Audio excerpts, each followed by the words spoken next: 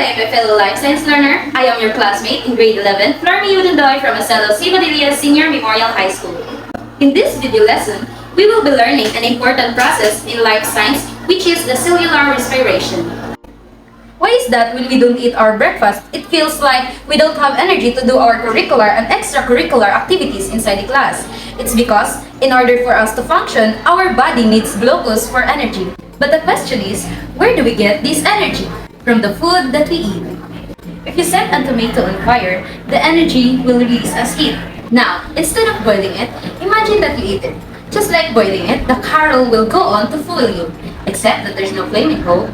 The food that we eat can't be absorbed by our cell as a whole. Instead, very slowly, it needs to break down into basic molecules called nutrients. So, how the body use that tomato to create energy? The answer is the cellular respiration. We can easily understand this process by knowing its chemical equation. Let's take a look at ATP. Adenosine triphosphate is the cell's energy currency. Just as you might exchange money to buy bread in the canteen, the cells spend ATP in exchange for energy. If we zoom in one our cell, we can see our mitochondria where majority in the reaction involved in cellular respiration occur. Cellular respiration consists of three primary stages.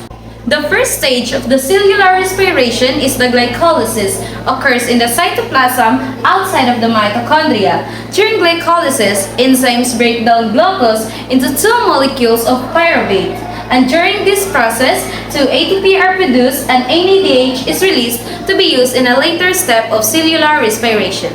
And in this process, the pyruvate of glycolysis move into the mitochondria where they are converted into acetyl-CoA. During this conversion process, more NADH are produced and carbon dioxide is released. The second stage is the citric acid cycle. The remaining carbon from initial glucose are oxidized, releasing another carbon dioxide. NADH and FADH are also produced, in addition of two ATP molecules. Most ATP production occurs in stage 3, the electron transport chain. In this stage, the NADH and FADH from the previous stage give up electrons to the chain.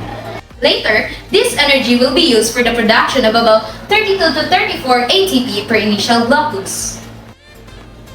Oxygen is used by the ATC as a terminal electron acceptor. It then combines with the hydrogen ion to produce water. Then, if we add up all ATP, 2 plus 2 plus 32 or 34, we can see that this reaction produces 36 to 38 ATP.